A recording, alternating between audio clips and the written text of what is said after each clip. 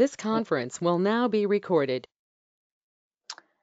Thank you so much for inviting me. Hi, everyone. My name is Kelly, and I am an alcoholic. My sobriety date is July 11th, 1997. And my home group is the Hudson Women's Big Book Workshop. Today, I would like... Okay. Yeah, did you want to translate that? Sure. ఈవిడ Kelly అండి. ఈవిడి sobriety date వచ్చి July 11, 1997. ఈవిడి home group వచ్చి Hudson women's big book workshop group అండి. Women's group ఇది. So ఇప్పుడు ఆవిడ కంటిన్యూ చేస్తారు. You can go on for couple of minutes more if you no problem. Okay. Thank you. Yeah, today I'd like to talk about what's outlined in the chapters of the Big Book of AA, and that is the problem, because we have to understand our alcoholic problem. I did not know that I had a drinking problem. I thought that drinking was my solution. So understanding my alcohol problem and also the solution to that problem, and then the practical application of the plan of action, which is all outlined specifically with clear-cut directions in the first 103 pages of the Big Book of Alcoholics Anonymous.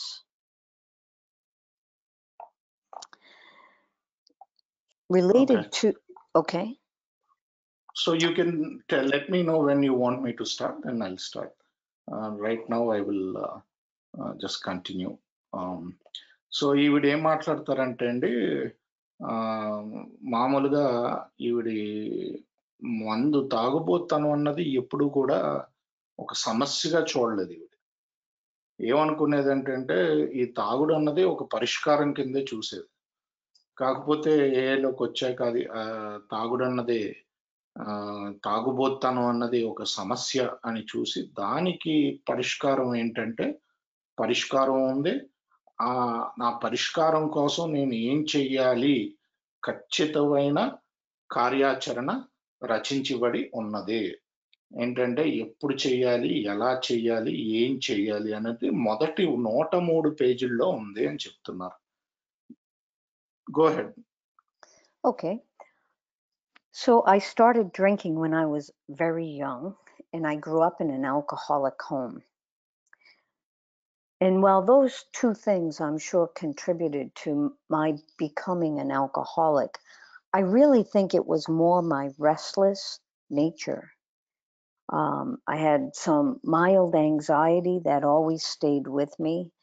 I was always waiting for the other shoe to drop.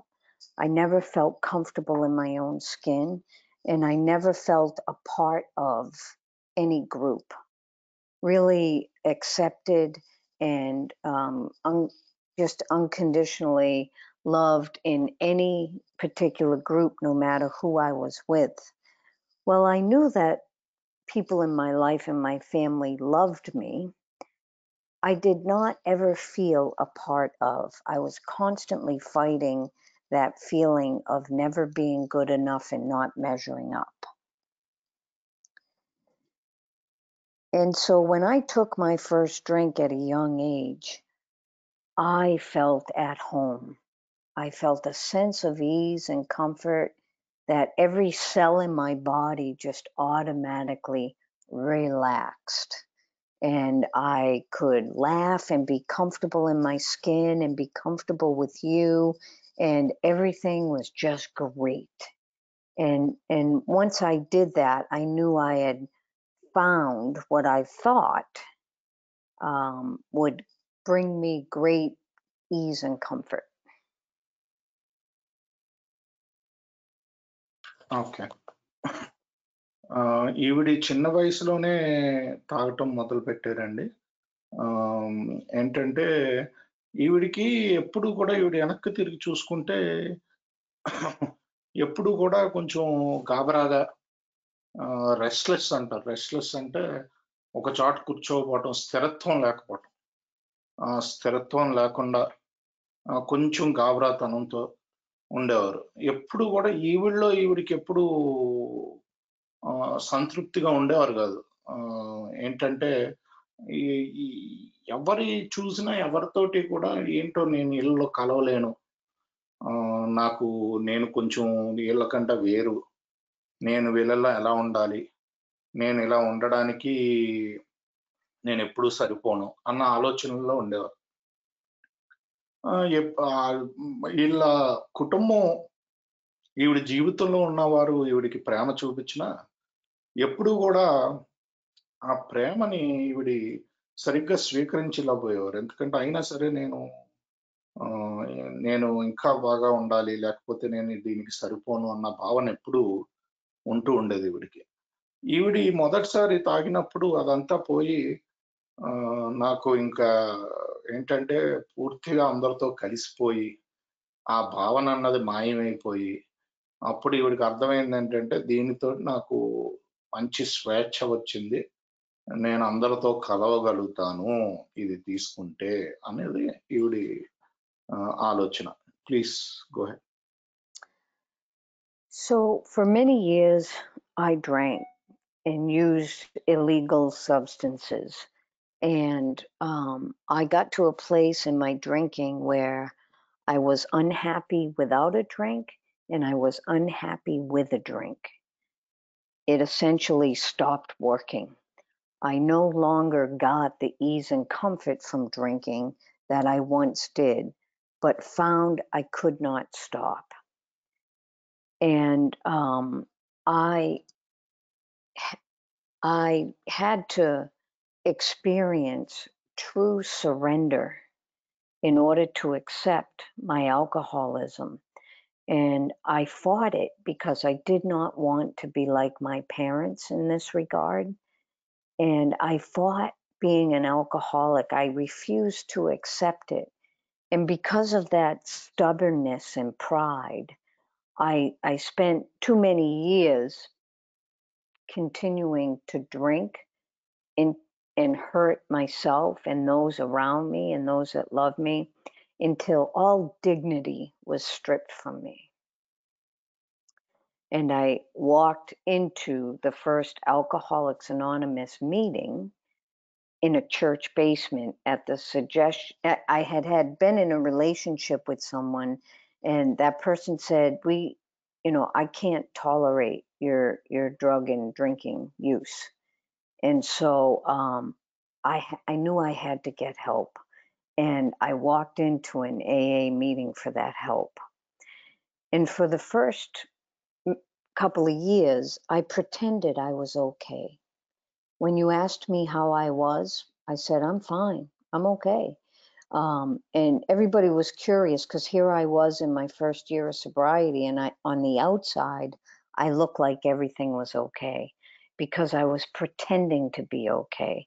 I thought that I had to show the world that everything was okay, and inside I was dying. And that facade was not sustainable.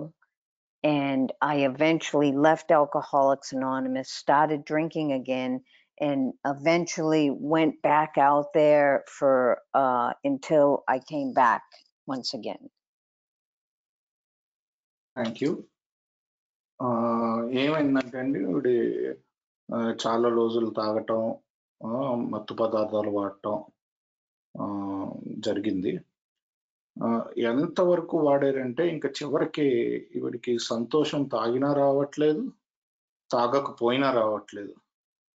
ఇంకా మందన్నది ఈవిడికి ఇంతకుముందు ఇచ్చే స్వేచ్ఛ, నేను అందరితో కలవగలను అన్న భావం, ఒక సంతృప్తి ఇవ్వటం మానేసినాయి. కాకపోతే నేను దానికి రావడానికి పూర్తిగా సరెండర్ అవ్వాల్సిన పరిస్థితి వచ్చింది. నిజమైన లొంగుబాటుతనం, నిజమైన సరెండర్ అవ్వాల్సిన అవసరం వచ్చింది. కాకపోతే దీనికి రావడానికి చాలా రోజులు దాన్ని పోరాడిందనమాట.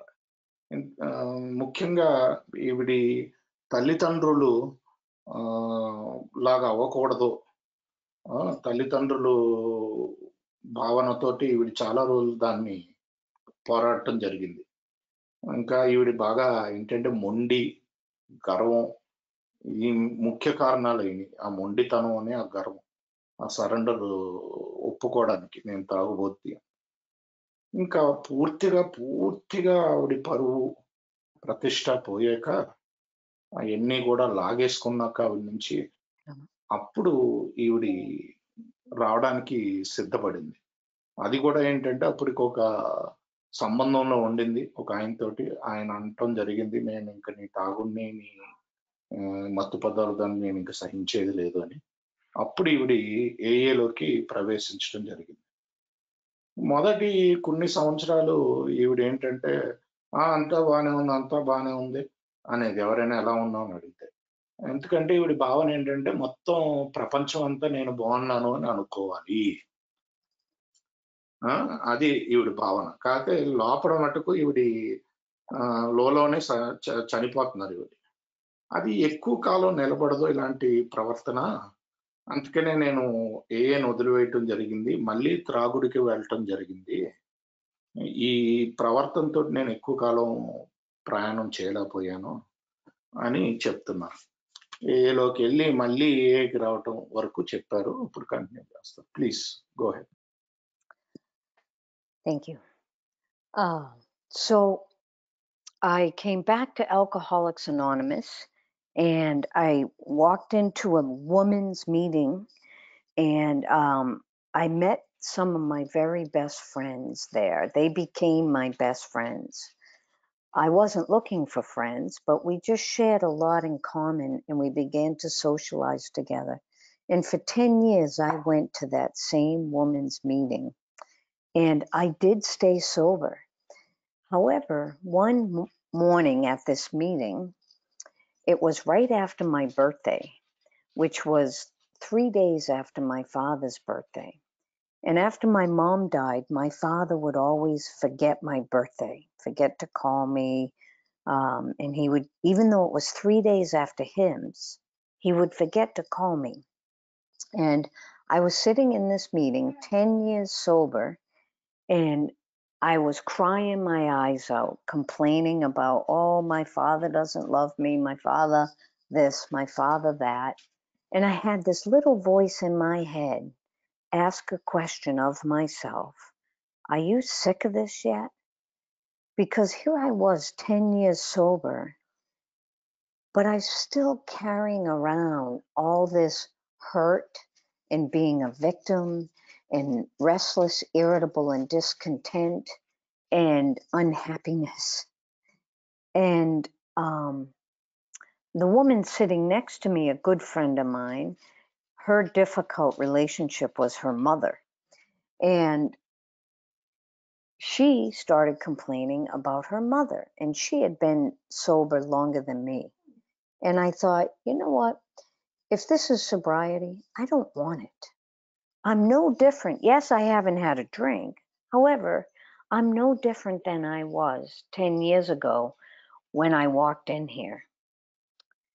And I stopped going to meetings again until my niece came to live with us, and we were going around looking for young people's meetings. She was much younger than I am. She is much younger than I am. And I walked into a big book workshop meeting, and I took a seat and I listened and didn't say a word for a whole year. I kept going back to that meeting and I didn't say a word.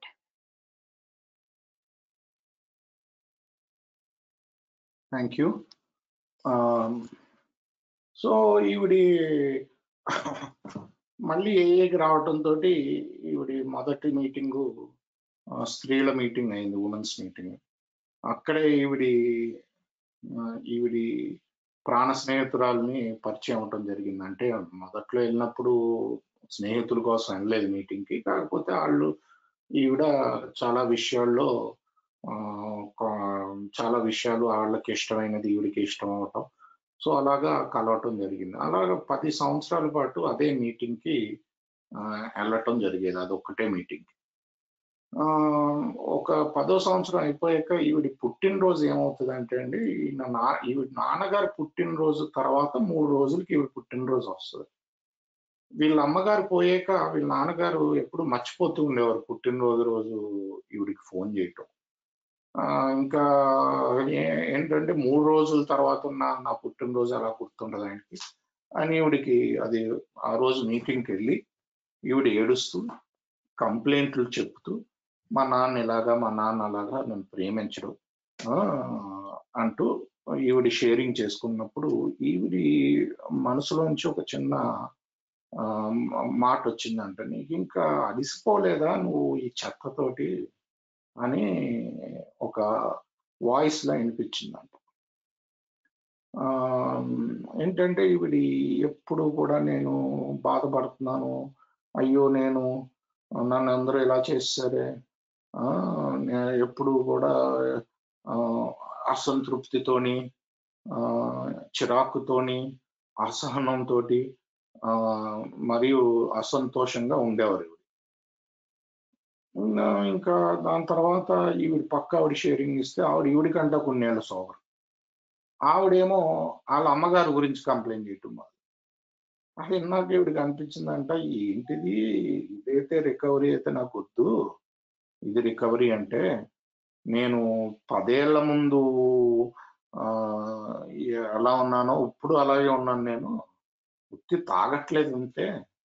ఏం తేడా లేదు అనుకునేదాన్ని. ఇంకా అప్పుడు ఈవిడ మళ్ళీ ఏ మీటింగ్‌లకెళ్ళటం ఆపేసారు. ఆపేసినప్పుడు ఈవిడకి ఈవిడి మేనకోడలో ఒక రావటం జరిగింది ఇంటికి. ఆవిడ కోసం ఈవిడ మీటింగ్‌లు ఎత్తుతుంది. ఏంటి యంగ్ పీపుల్స్ మీటింగ్ అంటారు. అంటే కుర్రవాళ్ళ కోసం మీటింగ్ అన్నమాట. సో, ఆ మీటింగ్ కోసం ఎతుకుతుంటే ఈవిడ ఒక బిగ్ బుక్ వర్క్‌షాప్ మీటింగ్‌లోకి వెళ్ళటం జరిగింది. అక్కడికెళ్ళి మొత్తం మీటింగ్ అంతా ఒక్క మాట మాట్లాడకుండా ఈవిడెంది. దాని తర్వాత మొత్తం సంవత్సరం కూడా ఆ మీటింగ్‌కి వెళ్ళేది. ఒక్క మాట కూడా మాట్లాడేది కాదు. అన్నీ విని వచ్చేది.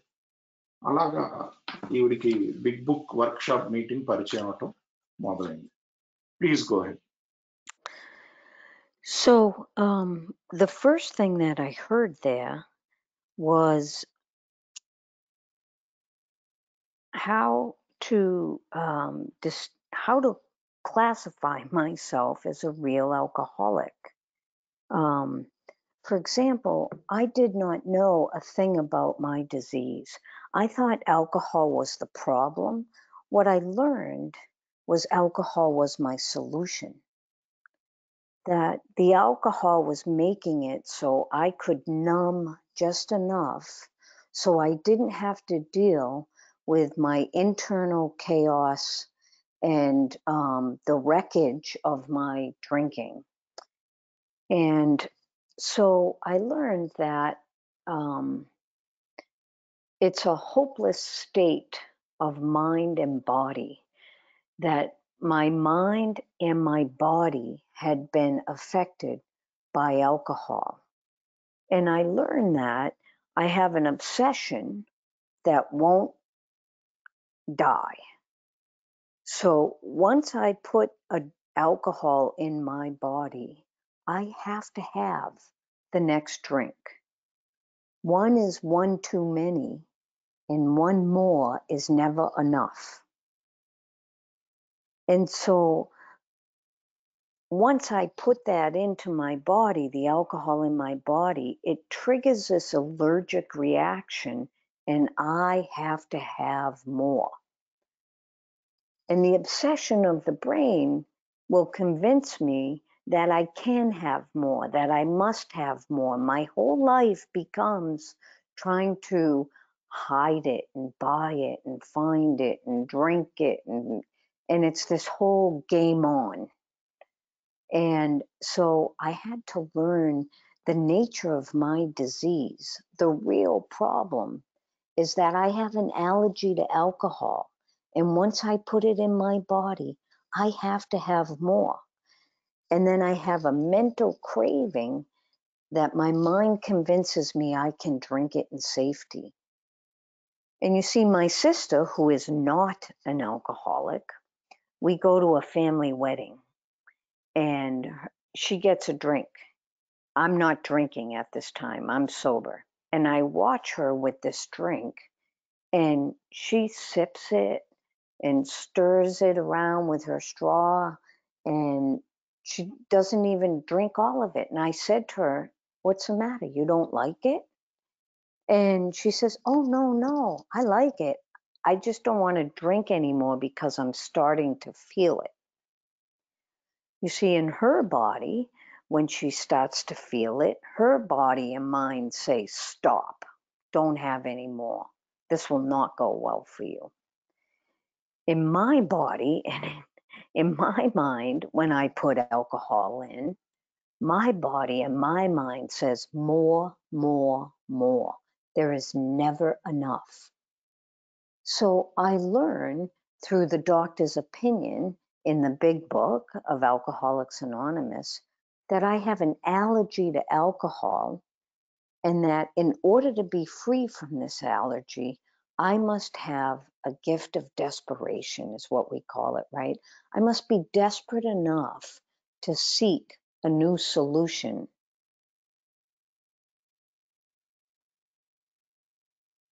Thank you. ఏంటంటే మీటింగ్కి వెళ్ళేటప్పుడు మొదటిగా అన్నది ఏంటంటే, అసలు నన్ను నేను నిజమైన త్రాగుబోతు కింద ఎలా మిగతా వాళ్ళతో పోల్చుకుంటే ఎలా విభజించగలుగుతాను. నేను అన్ని రోజులు నా తాగుడు నా ప్రాబ్లం అనుకున్నాను. కాకపోతే అక్కడికి వెళ్ళాక తాగుడు కాదు సమస్య, తాగుడు నాకు ఎప్పుడూ కూడా పరిష్కారం కింద ఉండేది. ఎందుకంటే తాగితే నేను నా లోపల ఉన్న ఆలోచనలు, లోపల ఉన్న వేదన, మరియు జీవితంలో నేను చేసిన కూలగొట్టుకున్న ఇవన్నీ తాగుడు వల్ల ఇవన్నీ గుర్తు రాకుండా ఉంటాయి. కాస్త మైండ్లో అదంతా మర్చిపోవటం జరుగుద్ది. తాగుబోతనం అంటే నిరాశాచందితమైన మనసు మరియు శరీరం, మెదడు మరియు శరీరం. ఇది ఎలా ఉంటుందని, నేను తాగాలి అన్న కోరిక, ఇంగ్లీష్లో అబ్సెషన్ అంటారు, ఎప్పటికీ చచ్చిపోదు. ఇంకోటి ఏంటంటే నాకు అలర్జీ ఉంది. ఆ అలర్జీ ఏంటంటే ఒక్కసారి నేను లోడ పెట్టానంటే నాకు ఇంకోటి కావాలంటూ ఉంటుంది. ఇంగ్లీష్లో ఒకటి చెప్పారు, ఇది one too many and one more is never enough. అంటే ఒకటి తీసుకుంటే అది చాలా ఎక్కువ తీసుకున్నట్టు, ఒక డ్రింక్ తీసుకుంటే. ఇంకా దాని తర్వాత ఎన్ని తీసుకున్నా మనకు సరిపోదు. అది ఇది ఏంటంటే అబ్సెషన్ ఏమంటూ ఉంటుందంటే, అబ్సెషన్ అన్నది తాగాలన్న కోరిక. నేను తాగగలుగుతాను, నేను తాగాల్సిందే. ఈ విధంగా మనం దీన్ని దాయటం, ఎలా తాగాలి, ఎలా పట్టుకోవాలి అన్న సైకిల్లో పడిపోతాం. మా చెల్లెలు గారు ఉండేవారు, ఆవిడ ఆల్కహాలిక్ కాదు. ఆవిడ మొన్న నేను తాగని రోజుల్లో ఆవిడని ఒకసారి గమనించటం జరిగింది. ఒక డ్రింక్ తెచ్చుకున్నారు, దాన్ని మెల్లిగా చప్పలిస్తున్నారు, ఇలా తిప్పుతున్నారు. అసలు తాగట్లేదు ఆవిడ, పూర్తిగా తాగలేదు, పక్కన పెట్టేశారు. అప్పుడు నేను అడిగాను, నీకు నచ్చలేదా అని చెప్పి. లేదు నాకు నచ్చింది, కాకపోతే నాకు ఇప్పుడు కొంచెం బుర్రలో తెలుస్తుంది, అందుకనే పక్కన పెట్టేశాను అని. ఆవిడ శరీరం, ఆవిడ బుర్ర ఏం చెప్తున్నారంటే, ఇంకా చాలు, నువ్వు ఇంకా తాగితే ఇది నీకు మంచిది కాదు. ఇది ఒక హెచ్చరికలా ఇస్తుంది, పాత అనుభవాలు బట్టి. ఎక్కువ తాగితే నువ్వు ఇలాగవ్వచ్చు, అలాగవ్వచ్చు. మన బుర్ర ఏం చెప్పుద్ది అంటే, ఒకటి తాగానే ఇంకా ఇంకా ఇంకా తీసుకురా అని చెప్తుంది. సో నాకు ఈ జబ్బు గురించి పూర్తిగా నేను డాక్టర్ గారి అభిప్రాయం నా చాప్టర్లో చదివాను. నాకు ఒకవేళ కనుక ఈ ఎలర్జీ ఉంటే తాగుడు మీద, దీని నుంచి ముక్తి కావాలి అంటే నాకు ఒక బహుమతి కావాలి. ఆ బహుమతి ఏంటంటే పూర్తి నిస్సహాయత. పూర్తిగా ఓడిపోయాను అన్న డెస్పరేషన్‌లోకి వెళ్ళిపోవాలి. అది అది ఉంటే కనుక అప్పుడు మనం దీని నుంచి కొంచెం బయటకు రావచ్చని చెప్తున్నాను. Please go. Okay, thank you. So I realized that even though I'm 10 years clean and sober, I'm restless, irritable, and discontent. And I see that I have that alcohol wasn't the problem. It was actually my solution, and that I do not have a defense against the first drink. And so I don't have the power to change being restless, irritable, and discontent and the allergy. I don't have the power. So I have to be convinced that I lack the power to fix me and my alcoholism. See, I've been trying in my head and with therapists, and I learned from many people. I have no problem with therapy. I learned from my therapist, but they couldn't give me the power to fix this restless, irritable, and discontented nature. I was a victim to everyone and everything. And so I had to be convinced that I lack the power to fix my alcoholic nature, even though I've been separated from alcohol for a long time. Even though I'm separated from the drink, I still have this restless, irritable, discontented nature. And I can't Thank fix it. Go ahead. Thank you. ఏమైందంటే అండి, ఈవిడ 10 ఏళ్ళు సోబర్‌గా ఉన్నా సరే, ఎప్పుడూ కూడా రెస్ట్‌లెస్‌గా, అంటే ఒక నిలకడ లేకుండా, ఇరిటబుల్‌గా, అంటే ఎప్పుడు చిరాకు పడుతూ, మరియు డిస్కంటెంట్‌గా, అంటే అసంతృప్తితో. ఈ 3 ఎప్పుడూ నిలకడ లేకపోవటం, చిరాకు పడటం, అసంతృప్తిగా ఉండటం ఎప్పుడూ ఉంటూనే ఉండేది. ఈవిడికి ఏమనుకునేదంటే కాకపోతే ఆల్కహాల్ ఈవిడికి సొల్యూషన్ అని తెలియలేదు అప్పుడు దాకా. నాకు ఈ మొదటి చుక్క నుంచి కూడా నా దగ్గర సరైన అస్త్రం ఏమీ లేదు, డిఫెన్స్ ఏమీ లేదు దాని నుంచి దూరంగా ఉండడానికి. అలాగే ఈ అసంతృప్తి, ఈ చిరాకు, ఈ నిలకడ లేకపోవటం, ఇవన్నీ కూడా వీటిల్ని మార్చడానికి కూడా నా దగ్గర శక్తి లేదు. నేను ఇది పూర్తిగా ఒప్పుకోవాలి, నన్ను నేను బాగు చేసుకోలేను అని. నేను చాలా థెరపీలకి వెళ్ళాను, అంటే సైకియాట్రిస్టుల దగ్గర నుంచి నేను చాలా నేర్చుకున్నాను. కానీ కాకపోతే వాళ్ళు నాకు ఎప్పుడు పవర్ ఇవ్వలేకపోయారు. ఈ చిరాకుతనం, ఈ అసంతృప్తి నుంచి నాకు ఆ పవర్ లేదు. నేను ఏంటంటే 10 ఏళ్ళయింది నా దగ్గర నుంచి ఆల్కహాల్ దూరం అయ్యి. కాకపోతే నా బుర్రతో నేనేదో నా బుర్రలో ఇలా బాగు చేసేసుకోవాలి, అలా బాగు చేసేసుకోవాలని ఆలోచించేసి బుర్ర పగలగొట్టుకుని థెరపీలకి వెళ్ళి, అక్కడికి వెళ్ళి, మీటింగ్లకి వెళ్ళి ఎన్ని చేసినా సరే నా దగ్గర ఆ శక్తి లేదు అది బాగు చేయడానికి అని చెప్తున్నారండి. Please go ahead. Okay, thank you. So once I'm convinced I lack the power to be free from this restless, irritable, discontented nature, not to be free from alcohol, but to be free from the restlessness that makes me drink, I realized that alcohol is not the problem. It was my solution, and now I need a new solution. But I lack the power to get and keep that solution. So I had to enter into an unraveling of all of my religious beliefs and to come to some understanding of a power greater than myself that can give me the power to help deal with my restless, irritable, discontented nature. And I had to be convinced that it's not me. So this self that I have created, this Kelly, this, self-identity, the idea of who I think I am, who I'm supposed to be in the world, all these things is not really who I am.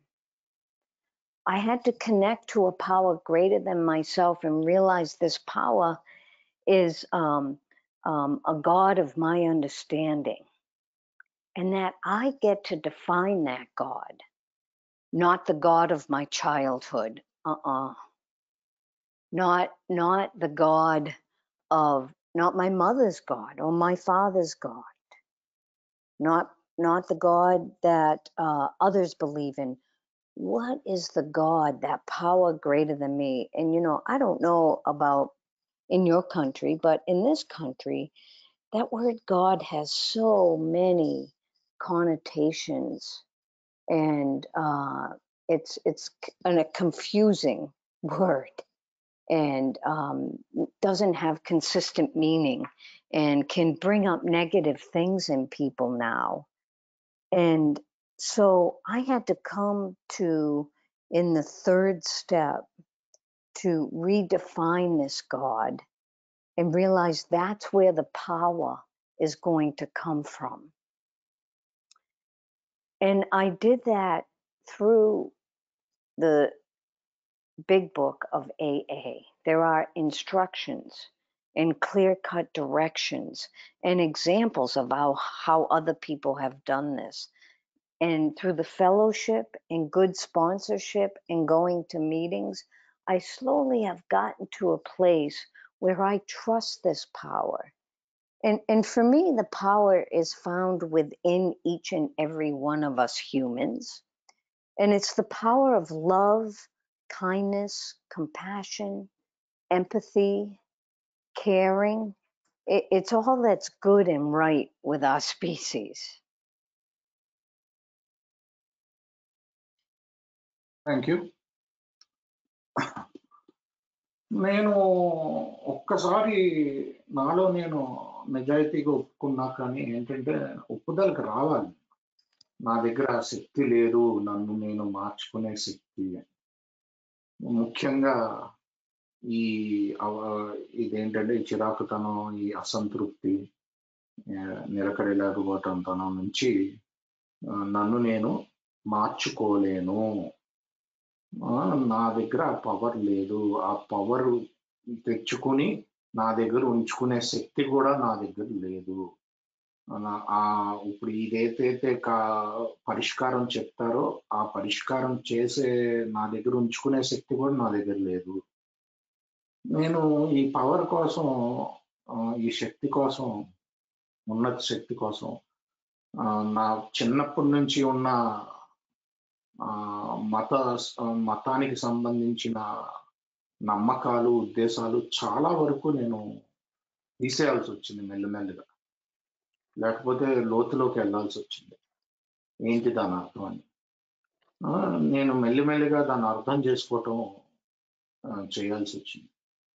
ఇది ఏదైతే ఉందో, ఈ self అంటారు, అంటే నేను అనేది ఏదైతే ఉందో, ఈ కెలి ఎవరైతే ఉన్నారో, లేకపోతే కెలి ఇలా ఉండాలి అలా ఉండాలి అన్న ఆలోచనలు ఏమున్నాయో, అది నిజంగా కెలి కాదు.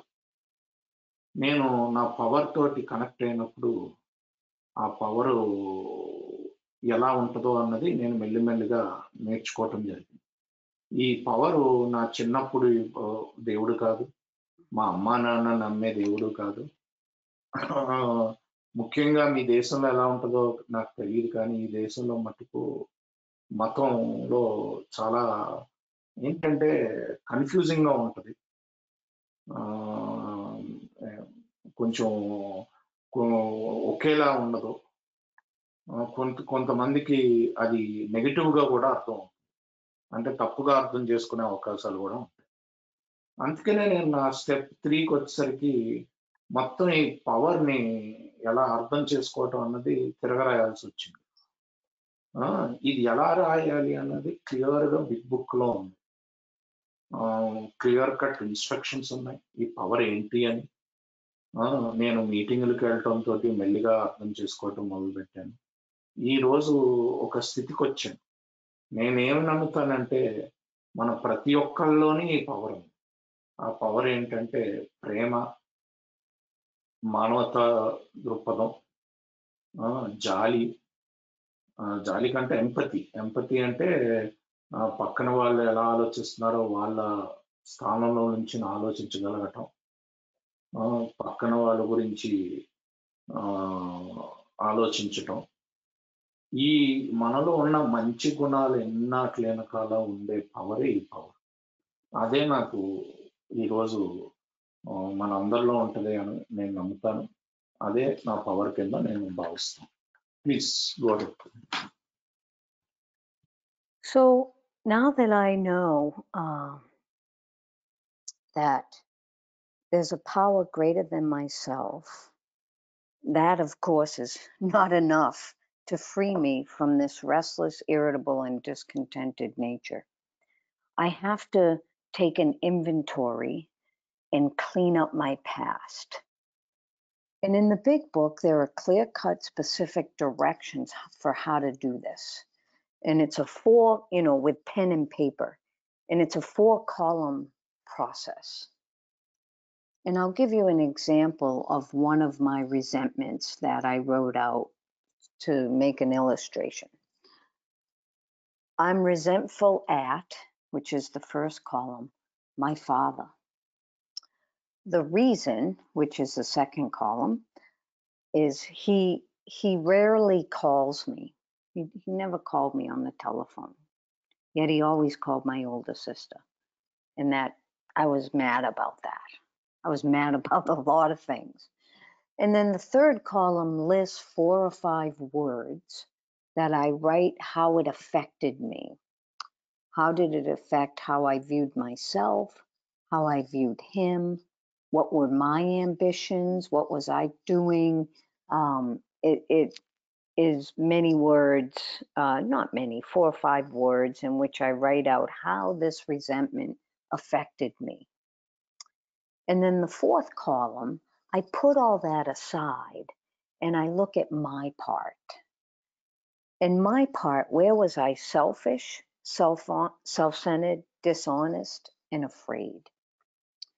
And in this example, what happened, selfish is I'm trying to get something. Self-centered is I have something and I don't want to lose it. Dishonest is lying or having false expectations. And fear. And what I realize as I'm writing out this 4th column and this resentment in the context of those 4 words is these words just came to me and it flowed out of my pen onto the piece of paper, and it was, I don't call him. And I realized for the first time that I'm holding my father to a higher standard in our relationship than I'm willing to meet myself. I'm mad at him for not calling me, yet I never picked up the phone and called him. I'm sitting there waiting for him to call me, and I never called him. And now I had pages of resentments against my dad. And with this very first one, slowly my perception of him and our relationship begins to change. And I see my part in keeping the relationship the way that it was and in a way that I did not like. Thank you. నాకు ఇప్పుడు power ఉంది అన్నది అర్థమైంది. Power ఉన్నది నాకు నా higher power ఒకటే నన్ను బాగు చేయగలుగుతుంది అన్నది కూడా అర్థమైంది. కానీ ఇలా అర్థం అవటంతో పవర్ని కాస్త కోస్త అనుభవించడంతో సరిపోలేదు, ఇది సరిపోదు. ఎందుకంటే దీని నుంచి నా అసంతృప్తి, చిరాకు పడేతనం, అసహనం ఇవన్నీ కూడా వెళ్ళిపోవు. దీనికి నేను 4వ స్టెప్ రాయాల్సిందే. అదేంటంటే నా ఇన్వెంటరీ నేను తీసుకొని దానికి నా గతాన్ని నేను తుడుచుకోవాల్సిందే. పెన్ అండ్ పేపర్ చాలా ముఖ్యం. క్లియర్ కట్ డైరెక్షన్స్ ఉన్నాయి ఈ బిగ్ బుక్లో. దీనికి కూడా ఎలా చేయాలి అన్నది. మామూలుగా మేము 4 కాలములు వేస్తాము. ఒక ఉదాహరణ చెప్పారండి ఆవిడ. మొదటి కాలంలో ఎవరి మీద నాకు రిజన్మెంట్ ఉంది, ఆ కాలంలో ఈవిడ తండ్రి గారి పేరు రాశారు. రెండో కాలము రీజను, అంటే ఎందుకు ఉంది. ఈవిడ ముఖ్యమైన రిజన్మెంట్ ఏంటంటే ఆయన నాకు ఎప్పుడు ఫోన్ చేయరు, నా పెద్ద అక్కకైతే మటుకు ఫోన్ చేస్తూ ఉంటారు, నాకు మటుకు ఎప్పుడు ఫోన్ చేయరు అని ముఖ్య కారణంగా ఉంటే, మూడో కాలము నన్ను ఎలా ఇది బాధించింది, దీనివల్ల ఏంటంటే నన్ను నేను ఎలా చూసుకున్నాను, ఆయన్ని ఎలా చూశాను అన్నది 3-4 ఉంటాయి. అవి నన్ను ఎలా ఇది ఎఫెక్ట్ చేసింది, నా అంబిషన్స్ ఎఫెక్ట్ చేసిందా, నా సెల్ఫ్ ఎస్టీమ్ ఎఫెక్ట్ చేసిందా అన్నది నేను ఇంగ్లీష్లో చెప్తున్నాను. కరెక్ట్గా తెలుగు పదాలు ట్రాన్స్లేషన్ గుర్తు రావట్లేదు. దాని తర్వాత 4వ కాలము ముఖ్యమైనది. నా పాత్ర ఏంటి? ముఖ్యంగా నేను చూసుకోవాల్సింది నా స్వార్థము, స్వార్థ చింతన. అదే యాక్చువల్లీ సెల్ఫ్ సెంటర్డ్. స్వార్థ చింతన అంటే సెల్ఫ్ సీకింగ్ అనుకుంటా. సెల్ఫ్ సెంటర్డ్ అంటే ఎప్పుడు నేనే ప్రపంచంలో మధ్యలో ఉన్నట్టు అనమాట. అది నిజాయితీ లేకపోవటం, భయాలు. స్వార్థం అంటే నాకు కావాలి అన్న ఉద్దేశం. సెల్ఫ్ సెంటర్డ్ అంటే నేనే మధ్యలో ఉండాలంటే నేను వదులుకోను అన్నది ముఖ్యంగా. అబద్ధాలు చెప్పటం ముఖ్యంగా అందరికీ తెలిసిన అబద్ధాలు చెప్పటం. ఇంకోటి ఏంటంటే వీళ్ళు నాకు ఇదేదో చేసేయాలి, ఫాల్స్ ఎక్స్పెక్టేషన్ అంట. ఎక్స్పెక్టేషన్ అంటే ఏదో జరగాలి, ఏదో చెయ్యాలి వీళ్ళు ఎవరైనా. కాకపోతే ఈ ఇదేంటంటే మామూలు మనిషి దీన్ని ఇలాగ ఎక్స్పెక్ట్ చేయడు మనం చేసినట్టు. మన ఎన్ని ఫాల్స్ ఎక్స్పెక్టేషన్స్ లో ఉంటాయి కొన్ని. అది కూడా నిజాయితీ లేకపోవటం ఉంటుంది. మనకు మనం నిజాయితీగా ఉన్నాం ఎక్స్పెక్టేషన్ పెట్టుకుని. ఇంకా భయాలు. ఇవన్నీ 4 ముఖ్యంగా చూసుకోవాల్సినవి. అయితే నేను పెన్ను పెట్టగానే నాకు ఫస్ట్ లైన్ వచ్చింది, నేను ఆయనకి ఫోన్ చేయను. ఇప్పుడు ఇక్కడ ఏం చేస్తున్నానంటే నాకంట ఆయన ఇంకా బాగుండాలి, నేను చెయ్యను కానీ ఆయన నాకు చెయ్యాలి, ఆయన ఎక్కువ స్టాండర్డ్లో పెట్టి నేను చూస్తున్నాను. ఇది ఈ మొదటిది రాయగానే నాకు పేజీలు ఉండేవనుకున్నాను నేను మా నాన్నగారి మీద. కాకపోతే మొదటి రాయగానే కాస్త నా ఆలోచన విధానం మారింది. నేను పరిస్థితిని ఎలా చూస్తున్నానని. సో దీన్ని బట్టి నేను రాసుకుంటూ వెళ్తే మొత్తం ఆయనకి నాకు మధ్యన నేను ఏమేం చేశాను దానికి ఈ పరిస్థితి రావడానికి, మా ఇద్దరి మధ్యన అనుబంధం రావడానికి అన్నది క్లియర్ కట్ గా నాకు తెలిసింది అని చెప్తున్నారు. Please go head. So I have many pages of resentments, a lifetime of resentments. And I begin to see a pattern of behavior. Things like my need to be liked, my need to fit in, my people pleasing. All of these, what the big book calls character defects, and I think of them as patterns of behavior, they become very clear through the repetition of the 4th step. And I go and I meet with my sponsor, and we go through, I read my 4th step to my sponsor. And my sponsor finds even deeper patterns of behavior in relationships and how I was in the world. Like I'm playing God. I'm trying to be the director. I'm trying to control things so they work out the way I want them to. And I see that I got to quit playing God. It's not working.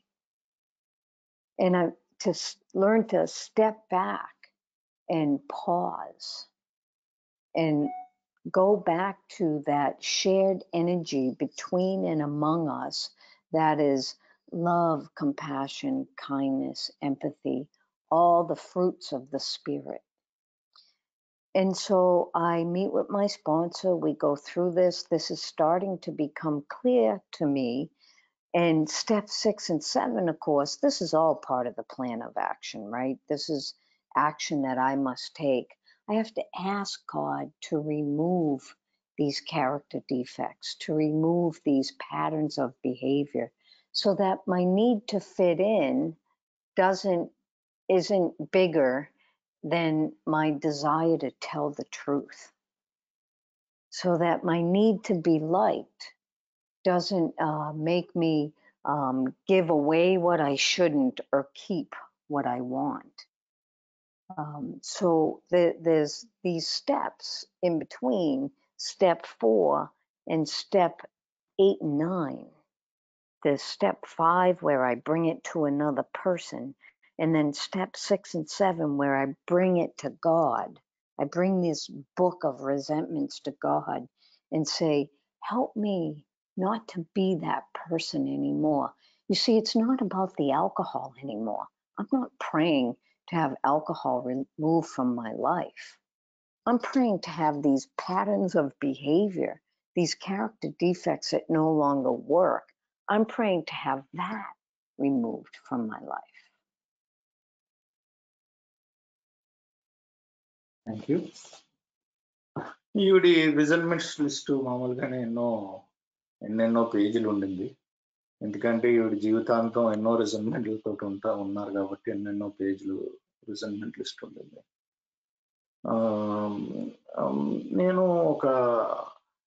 నేను రాసేటప్పుడు ఒక pattern చూసామని అంటే ఎప్పుడూ కూడా నేను ఒక విధంగా ప్రవర్తించేవాడిని. నాకెప్పుడు అందరూ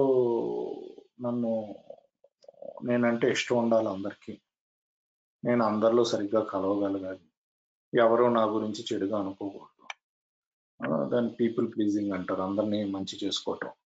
ఈ మన పుస్తకంలో క్యారెక్టర్ డిఫెక్ట్స్ అంటే గుణదోషాలు ఉన్నాయి. కాకపోతే నా ప్రకారం ఏంటంటే నేను ప్రవర్తించే విధానాలు, ముఖ్యంగా నేను 4 ఏంటంటే రాసే కొద్దీ బహుసార్లు రాసాక అర్థం అవుతుంది నాకు, ఓహో నేను ఇలా ప్రవర్తిస్తాను. నేను నా స్పాన్సర్ దగ్గరికి 5వ సోపానం ప్రకారం ఇది షేర్ చేసుకున్నప్పుడు ఆవిడ ఇంకా లోతైన ప్యాటర్న్స్ అంటే లోతైన ప్రవర్తనా విధానాలు, నేను ఎప్పుడు ఎందుకు ఎలా ప్రవర్తిస్తాను అన్న విధానాలు ఆవిడ చెప్పడం జరుగుతుంది. ముఖ్యంగా ఏంటంటే ఆవిడ నాకు చెప్పింది, నువ్వు దేవుళ్ళగా ప్రవర్తించుకో, ప్రతిదీ కంట్రోల్ చేయడానికి చూడకు, ఈ ప్రతిదాన్ని నీకు అనుకూలంగా నువ్వు నీకు ఫలితాలు ఎలా రావాలనుకుంటున్నావో దాన్ని బట్టి ప్రతిదీ నువ్వు బటన్లు నొక్కాలని చూడకు, వెనక్కి నుంచో, ఒక నిమిషం ఆగు, స్టెప్ బ్యాక్ అండ్ పాజ్ అంటారు. ముఖ్యంగా నువ్వు చూపించాల్సింది ప్రేమ, ఏంటంటే పక్కన వాళ్ళు ఎలా ఆలోచిస్తున్నారో వాళ్ళ పొజిషన్లో ఉండి ఆలోచించటం, దయ, ఇలాంటివి చూపించాలి నువ్వు. సో అది చూపిస్తున్నావు లేదో చూసుకో బటన్ నొక్కని అని చెప్పడం జరిగింది. 6, 7 వరకు వచ్చేసరికి, ఎందుకంటే ఇదంతా కూడా అప్లికేషన్ ఆఫ్ యాక్షన్ ఎలాగా పెట్టాలి అని నేను నా దేవుడిని అడుగుతాను, తీసేయి ప్రవర్తనా విధానాలు మార్చు. ముఖ్యంగా నేను అందరిలోని కలివిడిగా ఉండడానికి నేను ఏమేమైతే అబద్ధాలు చెప్తానో అవి తీసేయి. నేను అందరిలో కలిసిపోవడానికి నేను ఏమేమైతే ఇవ్వదలుచుకోలేదో, లేకపోతే ఏమేమైతే ఓడిపోతానని భయాలు ఉన్నాయో అవన్నీ తీసివేయటం చెయ్యి. నన్ను సహాయం చేయి, నేను ఆ మనిషి నుంచి నేను మారాలి. ఇంతకుముందు 5వ దాంట్లో మనం స్పాన్సర్ దగ్గర తీసుకెళ్ళాం, 6, 7 మనం అది దేవుడి దగ్గరికి తీసుకెళ్తాం. అని చెప్తున్నారు. Please go head. So now I have to go clean up my past by talking to the people that I have harmed. And I look at the list of resentments, and that's where I get my list of people to go make amends. This list is step 8, and going out to make the amends is step 9. And my list started with, these are the people that I'm comfortable doing now. These are the people that I'm comfortable doing later. And these are the people that I don't want to do at all because I had fear. And I work with my sponsor who helps me. And eventually I do all 3 categories of people. Even the ones I was afraid of, it just meant I had to rely on God all the more. And I want to tell you about my amends with my father. I met him at a diner, breakfast restaurant in a small town here in Massachusetts. It's actually Westboro, Mass. And we met for breakfast, and he was very hungry, and I couldn't eat at all. I was so nervous and so upset, not knowing what to say. I couldn't go through individual resentments because I just had too many. That's just not how it works. And so I ended up hesitating while he ate his big breakfast, and I pushed my eggs around on the plate. And I finally just got the courage to say, Dad, I need to talk to you about something important. And he kind of didn't really pay attention too much to that. Yeah, what's up?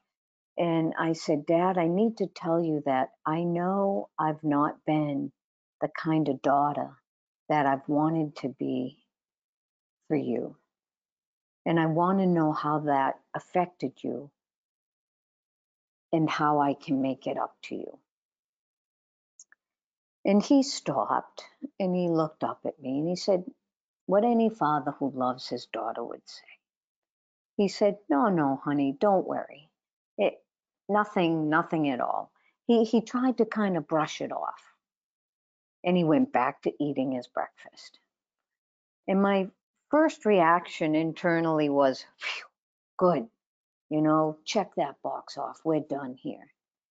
And there was that voice again, that intuitive thought again that said, no, Kelly, you got to go back at this and try one more time. So I cleared my throat and I looked up at him and I said, Dad, really, this is important. I want you to know that I know I have not been the daughter that you deserve.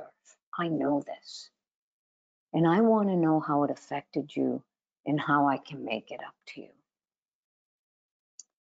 And my dad put down his fork and put his chin on his chest. And I thought, here it comes. This guy has every right to blow me right out of the water. He has every right to yell and scream at me and read me the riot act and go off on me. And these huge alligator tears began to fall from my father's eyes and fall onto his shirt. And my dad was not an emotional guy. He did not cry very often. And I almost wanted him to yell at me. And instead, what he did,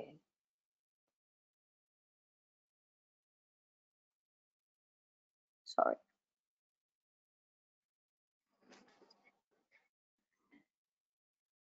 This was many years ago, and it still gets to me. He looked up at me and he said, Kelly, I just think you don't want to talk to me. I just think you don't want to talk to me. And I knew he was right. It was all these one-word answers. When I talked to him, he asked me, how's your job? Good. How's your car running? Fine. How's your dog? Okay. right? I had this chip on my shoulder. I didn't want to talk to him. I just one word answers, never really engaging, giving him half of me, not even paying attention. I had this internal anger and this crappy attitude. And for him, he says, I just think you don't want to talk to me. And I said to him, Dad, you're absolutely right.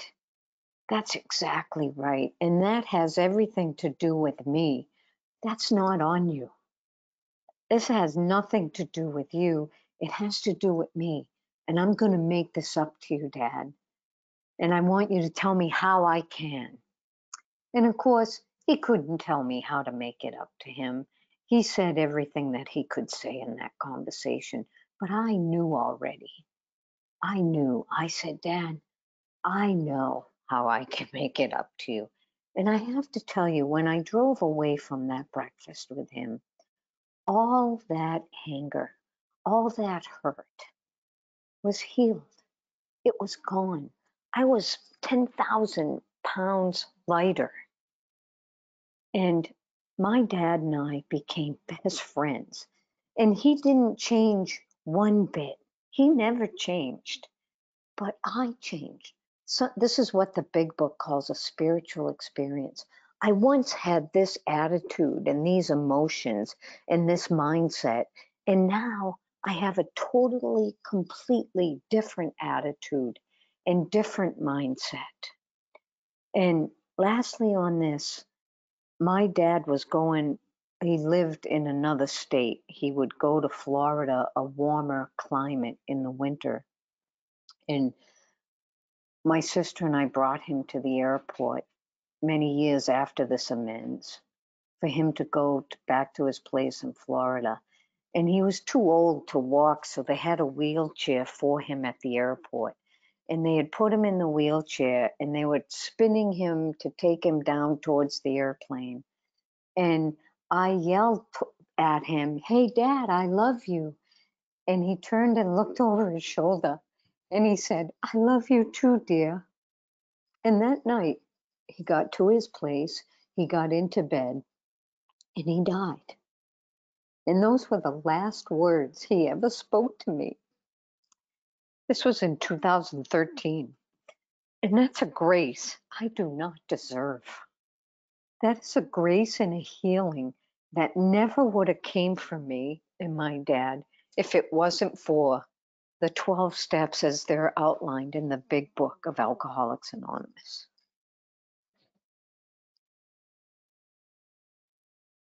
Thank you, Kelly. Right. That was quite touching. All right. ఏంటంటే అండి ఇప్పుడు ఇందాక 6, 7 గురించి చెప్పడం జరిగింది. దీని తర్వాత 8, 9 బేసిక్గా నా గతాన్ని నేను సరి చేసుకోవటం. ఇది ఏమవుతుందంటే మనం రిజైన్మెంట్స్ లో ఏదైతే పేర్లు రాస్తామో అదే 8వ సోపానంలో లిస్ట్ అవుతుంది.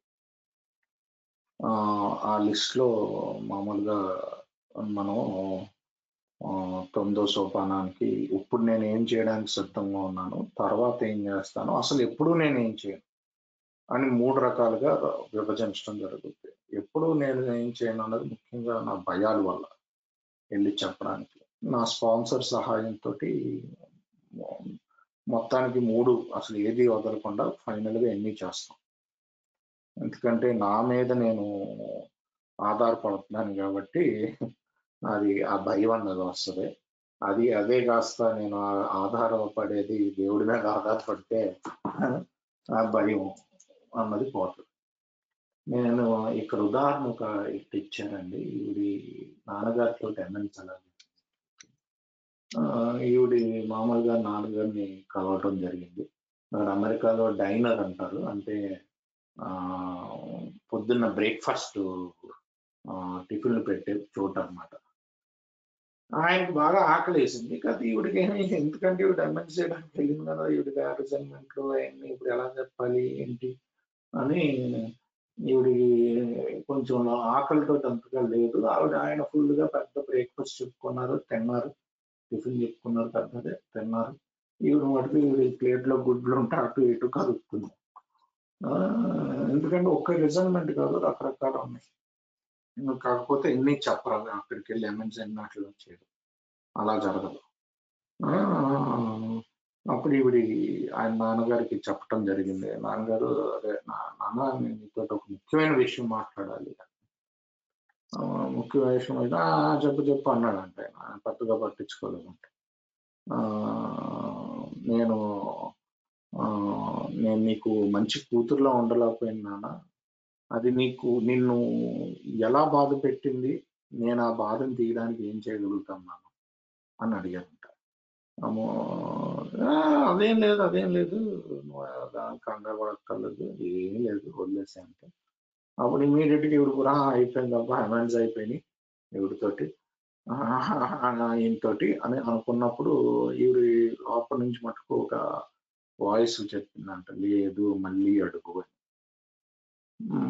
అప్పుడు ఇవి మళ్ళీ ఆ నాన్నగారిని అడగటం జరిగింది. ఏమంటే, నాన్న నేను నిజంగా చెప్తున్నాను, ఇది చాలా ముఖ్యమైన విషయం, నువ్వు వినాలి. నాకు తెలుసు నాన్న, నేను మంచి కూతురుగా ఎప్పుడు లేను అని నాకు తెలుసు. కాకపోతే నిన్ను ఎలాగది బాధించింది, ఏ విధంగా అని, నేను దాన్ని సరి చేయడానికి ఏం చేయాలి అని మళ్ళీ అడగటం జరిగింది. అప్పుడు ఈవిడ నాన్నగారు ఆవిడ కిందకి చూస్తూ గడ్డం ఏమో ఛాతి పెట్టి కొంతసేపు మౌనంలో ఉంటే ఈవిడికి అనుకున్నాను, నువ్వు నన్ను ఫుల్గా తిడతాడేమో, నన్ను బయటకు తోసేస్తాడు, ఇంకా ఆయనకి పూర్తి హక్కు ఉంది అది చేయడానికి అని ఈవిడ అనుకుంటే ఆయన ఏడవటం మొదలుపెట్టాను. అస్సలు మా నాన్న ఎప్పుడు కూడా ఏడిసే మనిషి కాదు, మొదటిసారి ఆయన కళ్ళల్లోంచి నీళ్లు చూశాను నేను. నీళ్ళు అలా కారుతూనే ఉన్నాయి. ఆయన నన్ను తిడితే బాగుండు అనిపించింది, అరిస్తే బాగుండు అనిపించింది నా మీద. కాకపోతే దాని బదులు ఆయన ఏం చేశాడంటే, నేనేమనుకుంటున్నానంటే, నువ్వు నాతో మాట్లాడడానికి ఇష్టపడవు అనుకుంటాను, నాకు అలాగా అనిపిస్తుంది. అంటే నేను ఎప్పుడు కూడా, అది నిజమే, మరి నేను ఎప్పుడు కూడా ఎలా ఉన్నా బాగానే ఉన్నాను, కారు ఎలా బాగానే పనిచేస్తున్నా బాగానే పనిచేస్తుంది, కుక్క ఎలా ఉంది బాగానే, ఎప్పుడు కూడా ఒక ఏంటంటే ఇంట్రెస్ట్ ఎప్పుడు చూపించాను కాదు నేను మీతో మాట్లాడడానికి. ఒక ఒక సంభాషణలో జరిగేది కాదు ఇద్దరి మధ్యలో, ఎప్పుడు అయిపోతుందా అన్నట్టు చూసేదాన్ని. అప్పుడు నేను ఆయనకి చెప్పింది ఒకటే, నువ్వు ఖచ్చితంగా నువ్వు కరెక్ట్ నాన్న, కాకపోతే అది నీ వల్ల కాదు, నీ వల్ల నేను మాట్లాడకపోవటం కాదు, అది నా తప్పది, నీతోటి ఎటువంటి సంబంధం లేదు, నేను ఎలా దీన్ని బాగు చేయగలుగుతానో చెప్పు అంటే, కాకపోతే ఆయన ఏం చెప్పలేదండి ఏం బాగు చేస్తాను. కాకపోతే ఇవిడికి అర్థమైంది ఏం బాగు చేస్తావు అంటే, సరిగ్గా ఆయనతో మాట్లాడి సరిగ్గా ప్రేమగా ఉంటాను. నేను అప్పుడు బయటికి వెళ్ళి, అదే నేను నా కారు తీసి వెళ్ళిపోవటం జరిగింది, ఇదంతా అయిపోయింది, నేను బ్రేక్ఫాస్ట్ తిన్నాను. మొత్తం ఆయన మీద ఉన్న కోపము, పగ, ఇవన్నీ కూడా వెళ్ళిపోయినాయి. దాని తర్వాత నేను మా నాన్నగారు బెస్ట్ ఫ్రెండ్స్ లా ఉంటాము. నేను మారాను, ఆయన అలాగే ఉన్నారు, నేను మారాను, ఆయన ఉండటం అలాగే ఉన్నారు. ఆయన ఇంకొక రాష్ట్రంలో ఉంటారు, మామూలుగా చలికాలంలో ఫ్లోరిడాకి వెళ్ళటం జరుగుతుంది. ఎన్నో సంవత్సరాల తర్వాత ఈ ఎంఎండ్ అయ్యాక నేను మా అక్క ఆయన ఎయిర్పోర్ట్కి దింపడానికి వెళ్ళాం. ఎయిర్పోర్ట్లో వీల్ చైర్లో కూర్చున్నాక అటు తిప్పాక వీల్ చైర్ని, నాన్న ఐ లవ్ యూ నాన్న అన్నాను. ఆయన కూడా ఆయన బుర్ర వెనక్కి తిప్పి ఐ లవ్ యూ రా అన్నారు. ఆ రోజు ఫ్లోరిడాకి వెళ్ళి ఆయన బెడ్ మీద పడుకుని చనిపోవటం జరిగింది. ఈ 2013. నాకు ఇప్పటికీ కూడా కళ్ళంతా నీళ్ళు వస్తున్నాయి. ఈ ప్రోగ్రాం వల్ల ఆఖరి మాటలు నాకు మా నాన్నకి ఐ లవ్ యూ అన్నారు. అది కేవలం నాకు అస్సలు అర్హత లేదు, ఈ ఆఖరి మాటలు అవ్వాల్సిన అర్హత లేదు, మా ఇద్దరి మధ్యలో ఆ సంబంధం అలా పెరగాల్సిన అర్హత నాకు లేదు. కేవలం ఇది దయ, ఈ 12 సోపానాల యొక్క దయ. లేకపోతే నాకు అసలు అర్హత కూడా లేదు అని చెప్తున్నా. Please go head.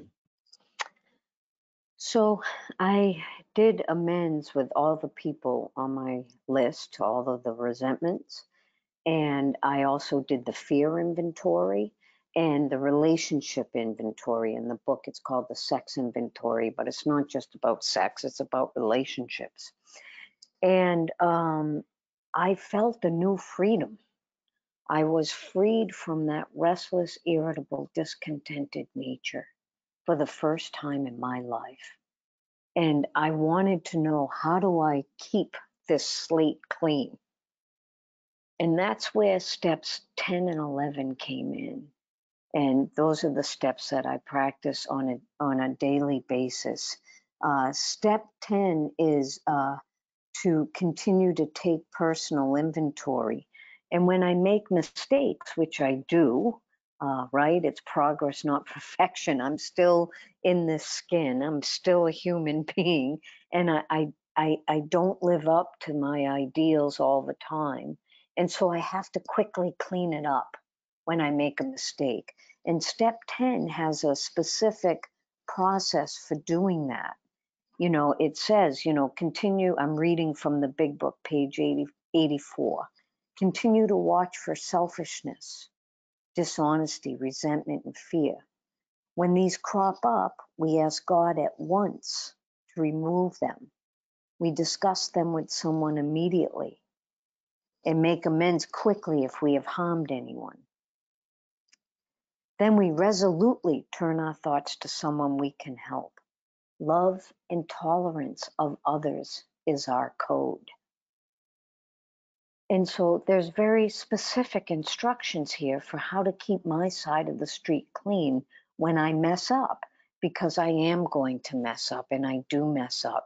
And so step 10 gives me directions on how to clean it up. And so does step 11. Step 11, of course, is about prayer and meditation. And it tells me what to do when I retire at night, how to review my day. How did I do? Where were there problems? Where do I need to do further cleanup? Where do I need to pray? What to do in the morning? How to go about my prayer life? Step 11 has a process to get me out of the way, to remove this self I've made up, and to get her out of the way so I can stay in conscious contact with the greater good, with God. And then, of course, step 12 is about bringing this to others, carrying a message of depth and weight. And I sponsor other women. And what I do is I sit down and I read the book with them. I read the first 103 pages, every word. And when there are instructions, she does the instructions. And I share my experience. I don't run her life. And I'm not the complaint department. I'm just walking hand in hand with her to put her hand in God's hand and to together live this spiritual life. And step 12 is all about giving it back and living in the solution.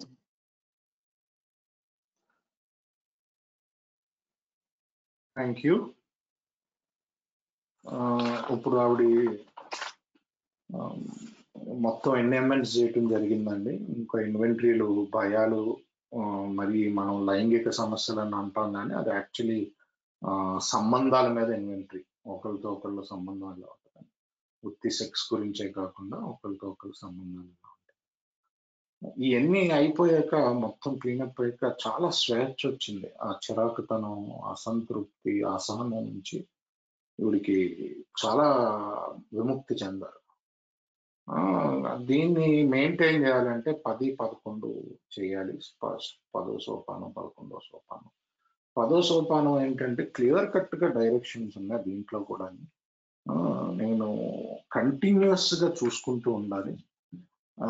పుస్తకం నుంచి చదివారండి ఇవిడి, ఇది తెలుగులో translate చేయడానికి try చేస్తాను. నేను continuous గా ఏం చూసుకుంటూ ఉండాలంటే, నా స్వార్థము, అబద్ధాలు చెప్పే నిజాయితీ లేకపోవటము, నా క్రోధంతో కూడిన ఆవేశాలు, నా భయాలు, వీటిల్లో ఏదొచ్చినా నా మనసులో వస్తే నేను అనేది కంటిన్యూస్ మనసులో వచ్చినా ఇమీడియట్ గా దేవుణ్ణి ఇది తీసేయమని అడగాలి. వెంటనే ఎవరితో అయినా చర్చించాలి. ఒకవేళ ఎవరినైనా హాని చేసుంటే ఇమీడియట్ గా అమెండ్స్ చెయ్యాలి. అప్పుడు ఇవన్నీ అయ్యాక అప్పుడు వేరే వాళ్ళకి ఎలా సహాయపడగలం అన్న ఆలోచనలోకి వెళ్ళాలి. ప్రేమ మరియు సహనం మన కోడు. ప్రేమ మరియు సహనం, ఇది క్లియర్ కట్ గా డైరెక్షన్ ఇచ్చారు. అలాగే 11వ సోపానం కూడా క్లియర్ గా ఇచ్చారు. నేను నిద్రపోయే ముందు ఏం చేయాలి, ఎలా ఇన్వెంటరీ తీసుకోవాలి, నేను ఎక్కడెక్కడ ఎవరిని బాధ పెట్టాను, ఇంకా ఎక్కడ నేను ప్రేయర్ ఉపయోగించాలి, ఎవరి కోసం నేను ప్రార్థించాలి, ఇవన్నీ కూడా 11వ సోపానంలో రాయబడి ఉన్నది. పొద్దున్నే లగ్గాన్ని నేను ఎలా నా దినచర్య మొదలు పెట్టాలి, నేను ఏమని కోరుకోవాలి, నన్ను ఇవన్నీ చేయటం వల్ల ఈ కెలిని దారి నుంచి తీసేయటం జరుగుతుంది. నన్ను నేను నా దారి నుంచి తీసేయటం జరిగి నా గ్రేటర్ గుడ్ అంటే అందరికీ మంచి జరిగేలాగా ఒక కనెక్షన్ తోటి ఉండటం జరుగుతుంది. 12వ సోపానం వచ్చేసరికి మిగతా వాళ్ళకి అందించటం. నేను స్పాన్సీస్ని తీసుకెళ్తాను. నేను ఏం చేస్తానంటే మొదటి 103 పేజీలు వాళ్ళతో కూర్చుని పారా బై పారా చదువుతాను. ఎక్కడెక్కడైతే ఖచ్చితమైన దిశానిర్దేశాలు ఉన్నాయో నేను దాని మీద నేను ఎలా చేశానో వాళ్ళతో పంచుకోవటం జరుగుతుంది. నేను స్పాన్సీల యొక్క జీవితాన్ని నేను కంట్రోల్ చేయను. నా దగ్గరకు వచ్చి కంప్లైంట్ చేయడానికి నేను ఒక కంప్లైంట్ బాక్స్ కాదు. నా పని ఏంటంటే వాళ్ళకి దేవుడితోటి వాళ్ళ చెయ్యిని తీసుకెళ్ళి దేవుడి చేతిలో పెట్టడమే నా పని. ఈ తిరిగి ఇవ్వటంతో నాకు ఎంతో సంతోషం, ఆనందం వస్తాయి. Yes Ken. So I started talking today about the problem, the solution, and the plan of action. And I tried to walk you through what that looked like in my life. And it actually, if you look at the table of contents in the big book, the problem is outlined in the doctor's opinion and Bill's story. And I thought the problem was alcohol, but that's not the case. The problem was my restless, irritable, and discontented nature in thinking that I had the power to make it different. And then the solution, as it's outlined, is in chapter 2. There is a solution in chapter 3, more about alcoholism, where I realize that it's a spiritual malady that I have. It's a spiritual disease that requires a spiritual solution. And chapter 4 and chapter 5, chapter 4 is we agnostics, and chapter 5 is how it works. And that outlines clear-cut specific directions on the plan of action. So I hope that this has been useful to you, and I thank you very much for letting me share with you today. Thank you, Kelly. Let me translate this and I'll pause the record. ఈరోజు నేను మీ దగ్గరికి వచ్చి అసలు సమస్య ఏంటి, సమస్యకి పరిష్కారం ఏంటి, నా కార్యాచరణ యొక్క దిశానిర్దేశాలు ఏంటి అన్నది చెప్పటం జరిగింది. మీరు చూసారంటే బిగ్ బుక్ లో నా సమస్య, డాక్టర్ గారి అభిప్రాయం, బిల్లు యొక్క కథలో ఆ 2 చాప్టర్లో ఉండటం జరుగుతుంది. నా ప్రాబ్లం తాగుడుది కాదు, నా ప్రాబ్లము నిరంతరం అసహనంతో, అసంతృప్తితోటి, కుదురు లేకపోవటం తనంతో ఉండటం. నాకు మరియు ఇంకో ప్రాబ్లం ఏంటంటే నన్ను నేను బాగు చేసుకోగలుగుతాను ఈ 3 ఆటల నుంచి అని నేను అనుకోవటం. అది నా ప్రాబ్లం. నా పరిష్కారం ఏంటి అంటే చాప్టర్ 2, 3లో ఉన్నాయి. ఏంటంటే ఇంగ్లీష్లో దేర్ ఈజ్ అ సొల్యూషన్ అంటే ఒక పరిష్కారం ఉంది. 3వ చాప్టర్ వచ్చి మోర్ అబౌట్ ఆల్కహాలిజం, తాగుబోతనం గురించి మరింత వివరణ. ఈ 2 చాప్టర్‌లోని 2, 3లో ఆహ్, మెయిన్‌గా నాకు నా పరిష్కారం కనిపిస్తది. ఏం కనిపిస్తదంటే ఇదొక ఆధ్యాత్మిక జబ్బు. దీనికి కేవలం ఆధ్యాత్మిక పరిష్కారం మాత్రమే పనిచేస్తది అన్నది కనిపిస్తది. ఇంకా ఎలా నేను నా కార్యాచరణ చెయ్యాలి? ఎలా నేను ఈ పరిష్కారానికి రావాలి అన్నదే 4 చాప్టర్ 4, 5లో ఉంటుంది. చాప్టర్ 4లో, 5లో ఖచ్చితమైన దిశానిర్దేశాలుంటాయి. నేను ఎలా చేసుకుంటూ వెళ్ళాలి అని చెప్పి. నేను ఈ ఎన్నాటిలకి సంబంధించి నా జీవితంలో ఎలా వచ్చినియి, నా జీవితంలో అనుభవాలు మీతో పంచుకోవటం జరిగింది. ఇది మీకు ఉపయోగపడుతదని నేను అనుకుంటూ సెలవు తీసుకుంటున్నాను అని ఆవిడ సెలవును తీసుకోవటం జరుగుతుంది.